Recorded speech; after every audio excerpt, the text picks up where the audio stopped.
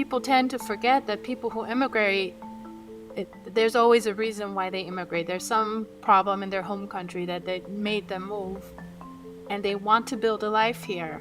So why make it hard on them? Hey Clever Hybrids Tribe, this is GabyV and you're watching the Clever Hybrids Bilingual Life podcast.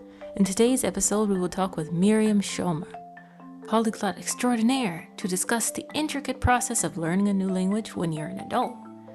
We'll also discuss why language learning is a matter of cultural learning and try to answer one of the toughest questions right now: go to college or learn a trade? Let's jump right in. But you're also learning a difficult language, Tigrinya, at the moment, where I've been helping you with that, and you're doing very well. But what do you think is the major difference that you're seeing from growing up bilingual, speaking English and German, versus learning a language now as an adult? Mm-hmm. Yeah, well, learning a language is a tough nut to crack. And I mean, kudos to anybody who is trying to learn any language. I mean, now that I'm trying myself, I realize how difficult it is. So when people come here to Germany and learn German, I see how difficult the German language is, because when you grow up, you just kind of absorb the language, right? Yeah, I think both sides have pros and cons. As a kid, you're just kind of like, oh, I said it wrong, moving on. Okay, whatever. Adults are more like, oh no, I can't believe I said that. Ah! Exactly, that's my problem. Sometimes I'm like, how do I say it? And then I'm too shy to try and say it in Tigrinya because, you think as an adult you have to say it perfectly. But as a kid, you just, say whatever and it's fine. Yeah, you have to think of yourself as however many years you've been learning that language is how old you are in that language. That helps me to be more patient with myself. Okay, so I'm a 1-year-old. Okay, that's fine. Then I do speak a lot for a 1-year-old. That's like, wow, she's a very smart 1-year-old. That makes you feel better. Exactly. Hey, cool. I've never thought about it that way. Yeah, it helps me just be like, oh, okay, I'm fine. But the other side that adults have that kids don't have is we know how to read. So we have a lot more exposure to a larger variety of vocabulary. You grew up bilingual before all of this was cool. So what do you feel are some of the pros and cons of that now in your daily life?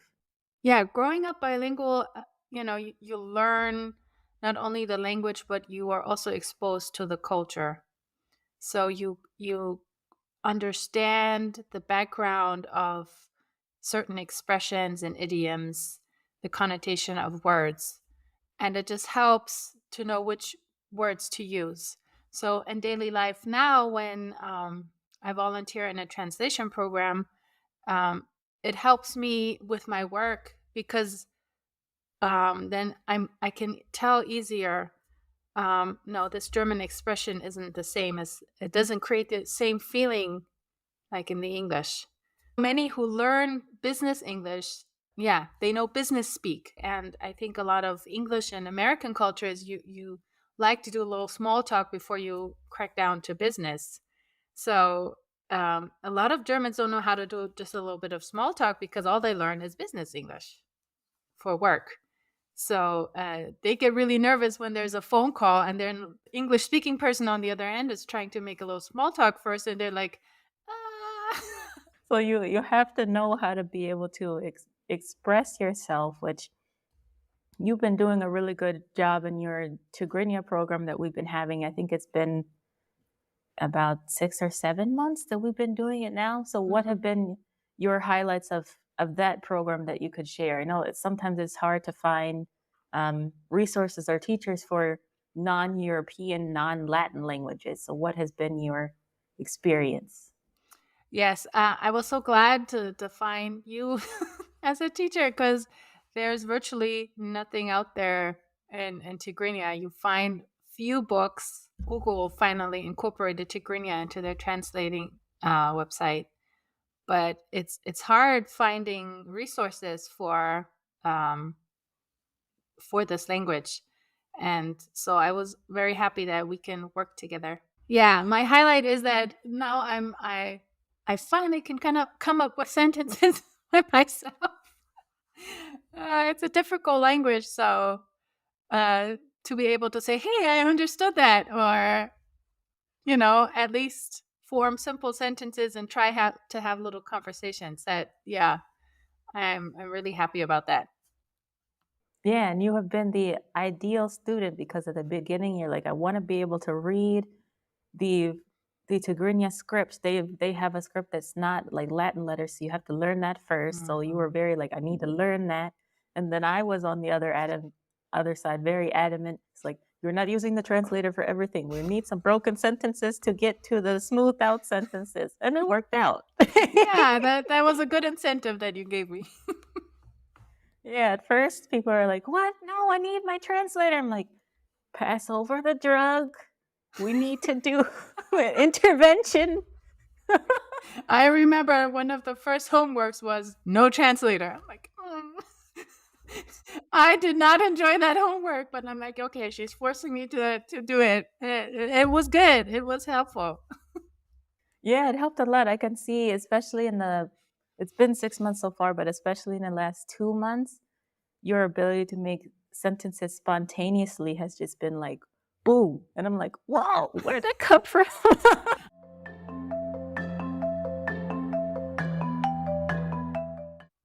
Mimi, now we're going to move on to another thing that is a maybe an unpopular opinion for some people. In the 21st century, there's still a lot of emphasis on going to university, going to college, and then it's kind of pushed as the only option, but it's Uh-huh. not. Yeah. There's a lot of other options, especially with the internet. You can be an entrepreneur or you can learn a trade, and not all trades are blue collar trades. You actually learned a trade that's a white collar trade. So tell us about that process. Especially nowadays, it's very popular to go to college or university. Hardly any students think about learning a trade. So my trade that I learned is administrative assistant, or Bürokauffrau, as they say in German. So it's basically, it trains you in all aspects of an office job, from HR to bookkeeping to customer service. Depending on the company that you work with, you have a broad spectrum of what you learn in this trade. Around 3 days of on the job training and 2 days school training. And that's perfect because you have both the theoretical and the practical aspects of a job. And within 2.5 to 3 years, you're finished with your schooling and you can jump into the workforce. You have the skill set. You might be fairly young as a teenager, but you have all the knowledge and all the tools you need to do the job. With just the theoretical knowledge, you don't know how to apply it. But with the trade program, you already know how to apply it. So you're ready to jump in. And it takes less time. So usually they plan 3 years of the trade training, but you can shorten it to maybe 2.5, sometimes even 2 years.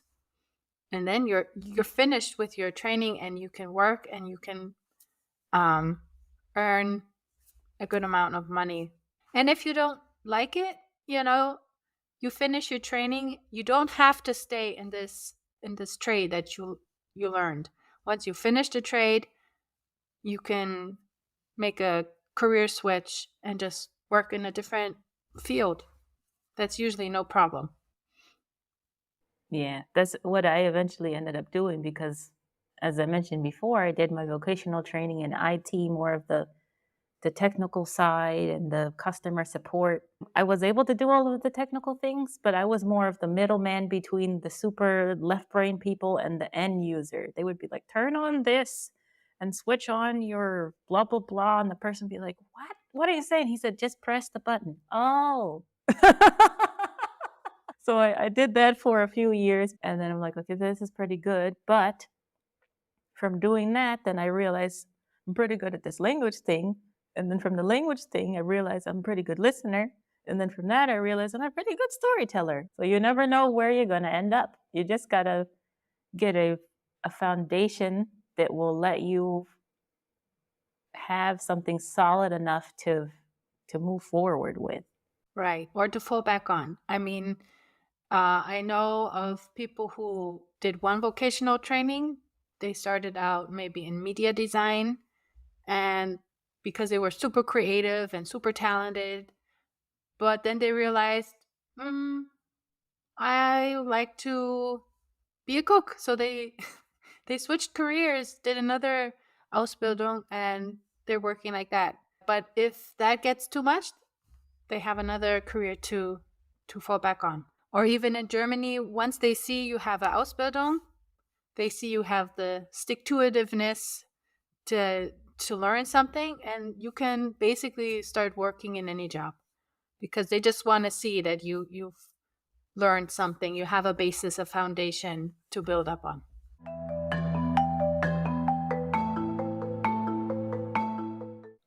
This is a reality, Miriam, and I know for both of us, we had it relatively easy because we were studying in our home countries.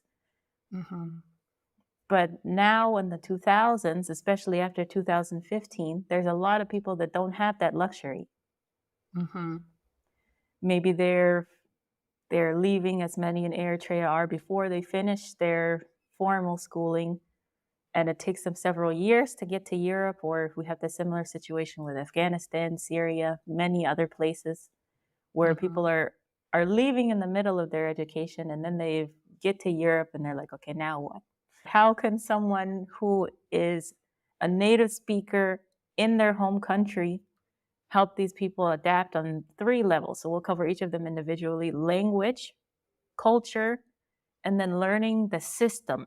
So let's Mm-hmm. start with language first. How can you help someone that they're coming from a different language background, especially one that's not in the same language family, to adapt to the new country's language? The native speakers in that country can make it easier on immigrants by trying to speak slow and in simple sentences. Now that I'm learning another language, when people go like blah blah blah blah blah blah, and you're like, "Excuse me, can you repeat that?" And that happens like 2 or 3 times, and then you stop asking because you're like, "Okay, I'm never going to understand what they're saying."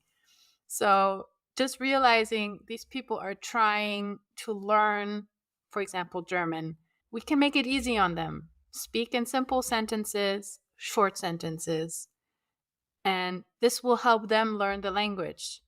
People tend to forget that people who immigrate, there's always a reason why they immigrate. There's some problem in their home country that they made them move, and they want to build a life here.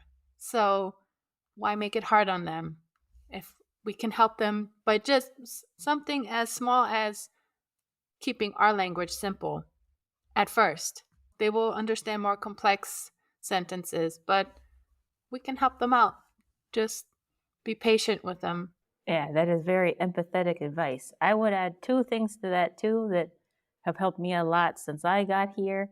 One is, remember, the communication is only 10% verbal. About 90% of it is body language. Even if you're using simple sentences, make sure your body language is a little bit bigger than normal. Point at things, use your face, use your hands. And then people be like, I don't understand everything they're saying, but it looks like they're angry or disappointed.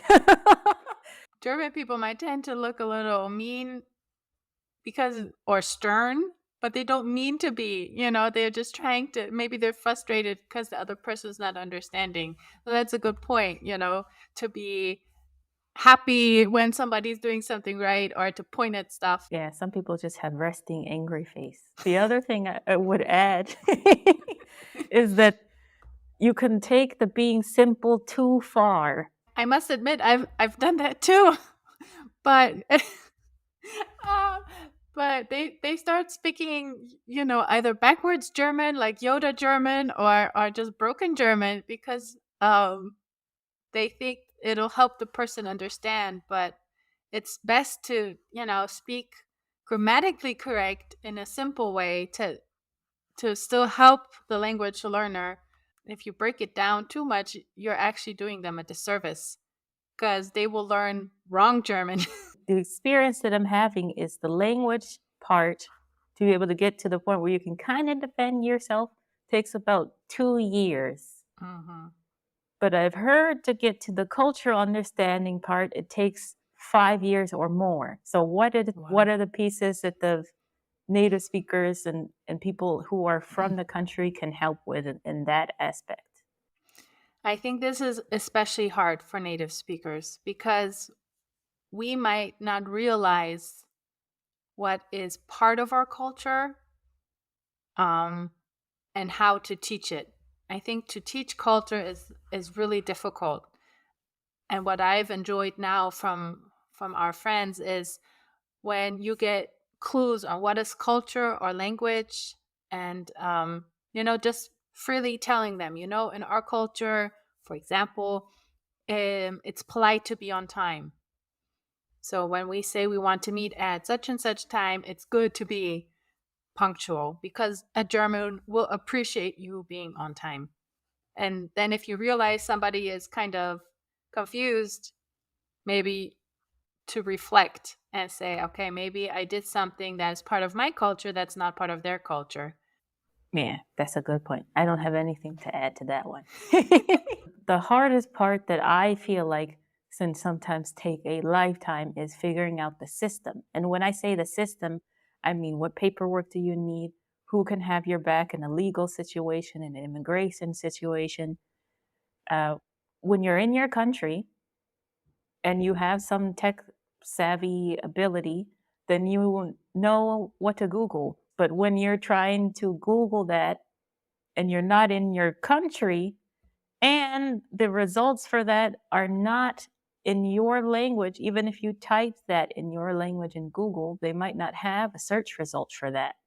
This is the part that, as we talked about before we jumped on the call, it can be helpful or can get to cringe level where you're like taking over somebody's life helping them learn the system. Sometimes it happens from the other side where they become so dependent that they're like, I Hmm. got a letter, please read this for me. It's like, no, I will walk you through how to dissect the letter so you can do it yourself next time. And some people don't like that. They're like, no, no, no, I need your help. I'm like, no, you need to learn how to do this yourself eventually. Let's start now. Yes, yeah. And that's difficult. The German they use from like the government offices is different to just regular German. I'm sure you've had that experience. So even for a native speaker, it can be hard to understand these letters that you get. And then to help someone else understand this letter is, yeah, it can be challenging. So sometimes I need to read it 3 or 4 times myself. I'm like, okay, now I got it. Let me help you now. I don't know if they are taught that.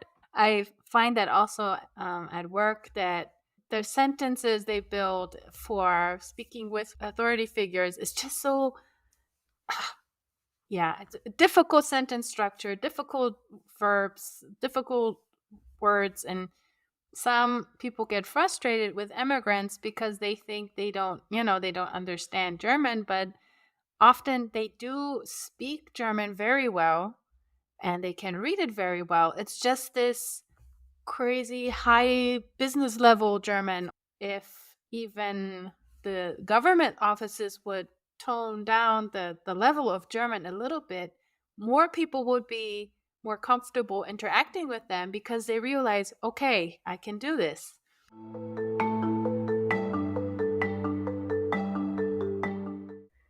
But Mimi, what would you say, I guess, as a final wrap up point for this discussion? What would you want people to know on both sides of the fence? People who are helping and those who are being helped. What are the main things to remember in both of those situations?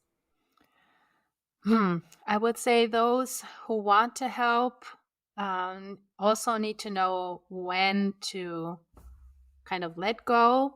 So helping is good, but also help the person help themselves. Actively teaching them, okay, when you have this form, how to fill it out and stuff, which I have been guilty of. I I haven't, always taught the other person.